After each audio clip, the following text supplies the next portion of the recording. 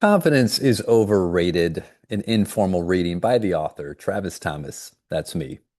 Chapter 3. You don't need more confidence. Quote, I learned that courage was not the absence of fear, but the triumph over it. The brave man is not he who does not feel afraid, but he who conquers that fear. Nelson Mandela. Do you have a big work project that you need to crush? It's okay to be nervous. Are you making a big shift in life and are anxious it won't work out? That seems reasonable. Does your child get stressed before a big test at school or before a sporting event? Totally fine. There's nothing wrong with them. Once parents hear that I'm a performance coach who is on the national team and that I work regularly with professional athletes, they want to know if I can help their child. Help them with what? Their confidence. I ask, why do you want them to be more confident? What do you mean? Why do you want your child to be more confident? Is something wrong? That's what's wrong. Their confidence. A lack of confidence isn't a problem, it's a feeling. Yeah, but I want them to be more confident so that they play better. Those are two different things. What do you mean? Confidence is a feeling. How they play is their performance. They can be connected, but they are not the same thing.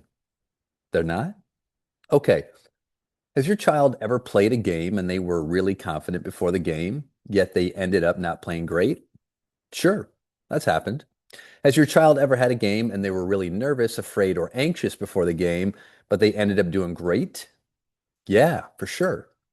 So if that is the case, and this is true for everyone, how you feel is not a predictor of how you are going to play. Say that again. This comes from my good friend Trevor Moawad, one of the best mental coaches ever. He would remind you that your feelings don't predict your performance. Let me say that one more time. Feelings don't predict performance. But I want my child to feel more confident. Of course you do. If I gave you the choice to feel nervous or confident, which would you choose? Confidence. Me too. Whenever I ask this question in front of teams at the youth, college, or professional level, every hand goes up. It's unanimous. If given the choice, we would all choose confidence over nervousness. Why? Because it feels better. Confidence makes you feel powerful, strong, and unstoppable. Say to yourself right now, I am confident, and odds are you sat up a little straighter. But when you're nervous, we feel weak, unsure, doubtful. Say to yourself right now, I'm so nervous, and your shoulders and head drop. When we're nervous, we are often thinking about all the bad things that could happen. We shrink. When we are confident, we are excited. We're thinking about all the success we're going to have. Either way, the problem is not either way, the problem is not in the feeling, it's in the thinking. It was Shakespeare who wrote, nothing is either good or bad, but thinking makes it so. How we feel is connected to what we are thinking about. This is why our thoughts are so powerful. How many of you start your day reflecting on gratitude and all the good in your life? In fact, do it right now. Think about three things from yesterday you are grateful for. They can be big or small, but just think about them. It's not that hard, is it? Now, for the next 15 seconds, close your eyes and just sit with the feeling of those thoughts. Go.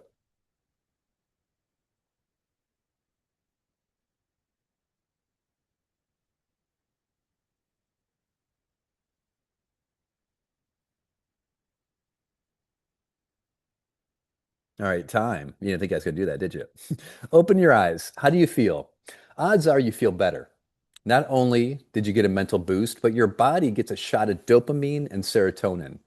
Gratitude is linked to a stronger immune system, better blood pressure and cardiac functioning, less aches and pains, better sleep, deeper empathy, and healthier relationships. Now, the opposite is also true. I'm not going to ask you to close your eyes and think of the negative things from yesterday because I know what will happen. You will feel worse. The science isn't exact, but we know that a negative thought is more powerful than a positive thought. And we know that a negative thought verbalized is exponentially more powerful than a negative thought kept inside. And when I say more powerful, I mean more powerful towards the negative. In other words, powerfully working against you. This was the reasoning Trevor Mowat used when working for the University of Alabama's football team under Nick Saban. They first started by coaching the team to become less negative. Preaching positivity felt inauthentic. But if they could just get the guys to become less negative, they knew that would start to move the needle. And it did. The impact of this shift was so powerful that Trevor kept pulling on that thread, and it eventually evolved into his definition of neutral thinking. I highly recommend you read Trevor's two books, It Takes What It Takes and Getting to Neutral. According to Trevor, neutral thinking is looking at a situation based on the facts without letting our opinions, judgments, and grading impact our response. Whenever I am teaching neutral thinking for limitless minds, I take time to stress that it is actually impossible to not have opinions, judgments, and grading. We're humans, what we do. No matter what happens to you, you have a thought, feeling, and emotional response to it. That is normal and okay. Neutral thinking is recognizing and noticing our thoughts and emotions, and instead of acting from that mindset, we allow ourselves to pause, get clear, and then respond. We'll discuss this more in later chapters, but it's important to reiterate that our thoughts, feelings, and emotions are completely normal. We just don't always want them to drive our actions. It sounds simple. It is. It's just not easy. Limitless Minds is the company Trevor co-founded with Russell Wilson, Harrison Wilson, and DJ Eidson to spread the power and effectiveness of neutral thinking to companies and corporate athletes all over the world. As one of Trevor's friends and a fellow performance coach, I'm honored to have been part of Limitless Minds since its inception. And after Trevor's tragic loss to cancer in 2021, I feel energized to carry the torch and help transform lives as one of their head coaches. Neutral thinking is not only a game changer, it's a life changer. I still remember sitting with Trevor in the Varsity Diner in Athens, Georgia, way back in 2017, where he described to me the meaning of neutral thinking. Kirby Smart was beginning his second season as the University of Georgia's football coach after leaving as defensive coordinator at Alabama. Kirby and Trevor worked together at Alabama, and Kirby wanted Trevor to bring his mindset training to the Bulldogs. The mindset training for the program would be based on neutral thinking. During this time, Trevor had been using me to share my philosophy of yes and improvisational thinking to his clients and teams. Now he had me in Athens to speak to the staff and team about how the two are connected. For the next 3 seasons, Trevor would bring me in at different times to work with players and coaches to reinforce what he was teaching. Neutral thinking and a yes and mindset fit together like a glove. My first book, 3 Words for Getting Unstuck, Live Yes and, details exactly what I mean by a yes and mindset. Here is the quick refresher. Yes and is the basis of improvisation. I found improvisational theater in the late 1990s. After graduating from the Improv Asylum Training Center, I performed as a cast member in their theater for 4 years. And when I moved to Florida in 2003, I co-founded the Jove Comedy with Frank Licari and Jesse Furman. Yeah, we're old, but we're still performing together after all these years. When I shifted professionally into personal development, life coaching, executive coaching, performance coaching, and speaking, as well as leadership and mindset training, improvisation was an integral component of my unique philosophy and training. The principles and mindset of improvisation were so transformational in my life, I knew they could have a positive impact on others. Improvisation is built on the principle of yes and. It is the art of creating a story without a script, without planning and relying on the trust, spontaneity, and collaboration of the performers. Yes and becomes the tool to create clear, cohesive, and hopefully entertaining scene. As the story begins and unfolds, the performers work from the agreed upon construct that no matter what another performer says, the other performers will receive the idea and respond using yes and. This doesn't mean they will verbally say yes and out loud, though they often do, but they adhere to the spirit of what yes and represents. Here's a quick breakdown. Yes is acceptance of the idea. As a performer, whatever one of my scene partners says to me will be accepted as true for that scene. Whether I like the idea or not, I agree to accept it. It is now part of our made up reality. Yes affirms their idea as true. And is the response. Whatever my partner says to me, my and response collaborates and advances the idea forward. For example, for example, Actor 1, I can't believe we finally made it to Madrid. Actor 2, yes, and we better quickly get to the stadium. Actor 1, yes, and you look remarkably calm for someone competing in their first bullfight. Actor 2, yes, and I have been training nonstop for the last 6 months. Actor 1, yes, and now you can finally avenge the death of your brother. Actor 2, yes, and that bull will pay for what he did. You get the idea. The two performers don't know where the story is going. They don't own it. They don't control it. They have lots of influence, but they don't control it. So their real job is to stay in the moment, listen to their partner, and just keep saying yes and to every new idea. Because every new idea creates a new reality. They are building from the previous ideas, accepting each of them as truth, and working to keep the story moving forward. Again, they don't need to like the ideas their partner is giving them, but by adhering to the yes and construct, the story continues to progress and advance collaboratively. The beauty is in the collaboration. By having to relinquish control and surrender to the uncertainty, all you are left with is the creativity that comes with being in radical collaboration with reality. Radical collaboration with reality. That is yes and.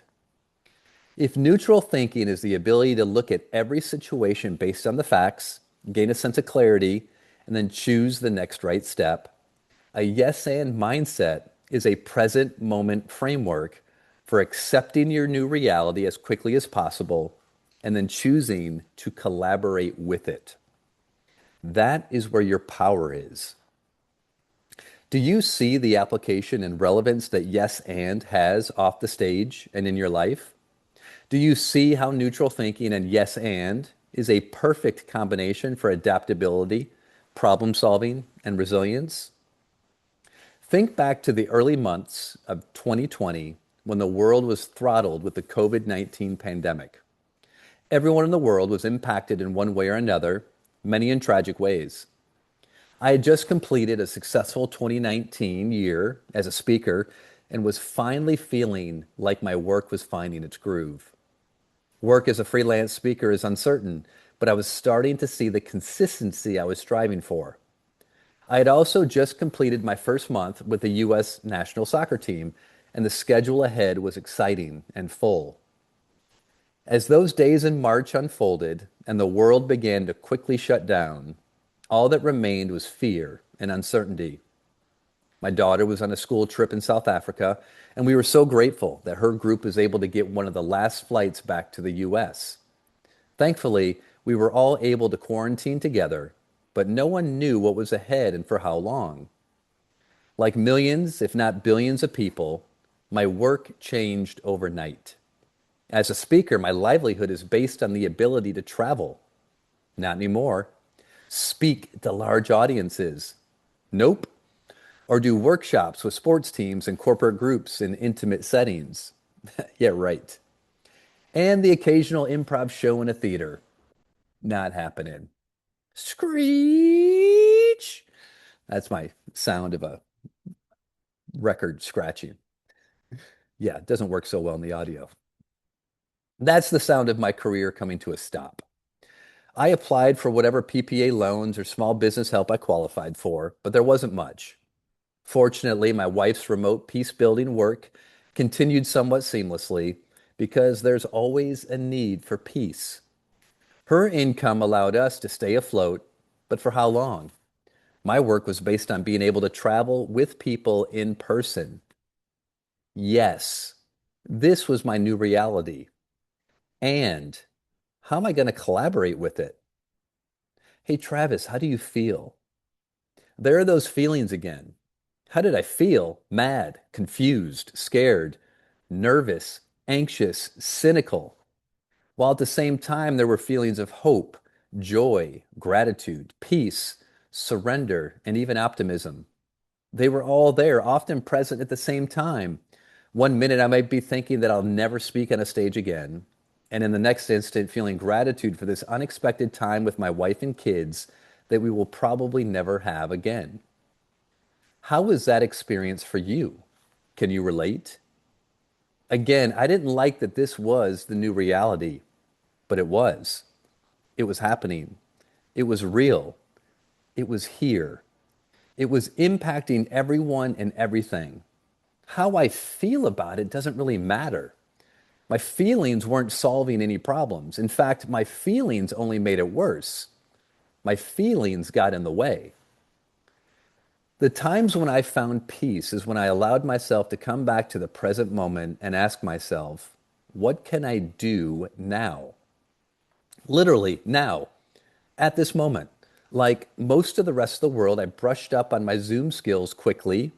A few of the companies I had done work for reached out about offering some virtual presentations. A lot of these were pro bono and a way to show different organizations that we were supporting them during this tough time. But the virtual work started to grow. With everyone at home adapting to this new reality, companies wanted us to provide virtual team and mindset sessions. It didn't pay much, but it was something. During this time, a college I had done some teaching for reached out to see if I was interested in teaching one of their classes virtually. Yes, of course I was interested. It was something. With the national team, my contract was based on the time I spent with the team in person. In March of 2020, we had no idea when sports would be back. So Greg Berhalter, the head coach, figured out a way to get me a monthly stipend for the work I was doing for the team virtually. It wasn't a lot, but it was something. Bit by bit, day by day, moment by moment, we did the best with what we had. As the world slowly came out of that pandemic and things began to open back up, travel returned, in person events became a thing again, and we just kept responding to the new reality of the moment. It was never about controlling the outcome, but rather responding as effectively and purposefully as possible in each moment. If neutral thinking felt like a theory before the pandemic, now it was a crucial mindset for navigating this global uncertainty. I thought 20 plus years of being an improviser and teaching others how to live yes and had prepared me for anything. And then the pandemic comes along and says, how are you going to say yes and to this? And that is exactly what my family and I did, just like the billions of other people on the planet, each in our own ways. We adapted, pivoted, experimented, kept tweaking, learning, and evolving. We kept saying yes and to every new reality, and we survived. It was the ultimate training ground for neutral thinking in action. And my feelings? Right. My feelings. This chapter was about confidence. Rather, this chapter is about reframing the importance we put on confidence. Confidence is a feeling. Feelings don't take actions. They have a ton of influence on our actions, but they are not the drivers. Our thinking is the driver of our actions and behaviors. If I think about my feelings and only focus on my feelings, I will stay stuck. When I think about the outcome and then the actions and behaviors required to influence that outcome, now I can take action. Keeping my focus on the actions and behaviors propels me towards the desired outcome. Along that path, there will often be confidence, maybe, but there will also be fear, doubt, sadness, pain, and every other emotion that makes us human. As we say at Limitless Minds, action is the antidote. And what is needed to inspire action? Confidence? No. Courage. Not fearlessness, courage. The lack of confidence represents a courageous opportunity. How awesome is that? So, if you, a child, or anyone you work with is wondering what is wrong with them for not feeling confident, rest assured, you and they are normal. You have found yourself engaged in something that means something to you. It's important. You feel the pressure, and that pressure is a privilege. Notice your feelings, feel your feelings, but you don't need to be your feelings. You are not your feelings. Now, allow yourself to shift to neutral. Find clarity with the actions needed for this opportunity. Now go for it. Yes, and your action has created a new reality. Now what? Assess your new situation, shift to neutral, and yes, and the next moment. Stay in this mindset. Keep moving forward, getting neutral, and embracing each moment, and something amazing might begin to happen. If you're lucky, you might even begin to feel confident. And if you don't, that's okay too. Keep going. Your performance is in the present. Embrace it. Here are your chapter 3 reflection questions. There's 3 of them. Number 1, is there an area of your life you are lacking in confidence right now? If so, what negative outcomes are you projecting? Number 2, can you identify 2 to 3 actions or behaviors that would allow you to be successful and effective? Can you find a way to focus on those actions and behaviors today? 3, close your eyes for the next 60 seconds and just think of the good in your life. If you need to focus on feelings, focus on those. That concludes chapter 3. I'll see you soon for chapter 4.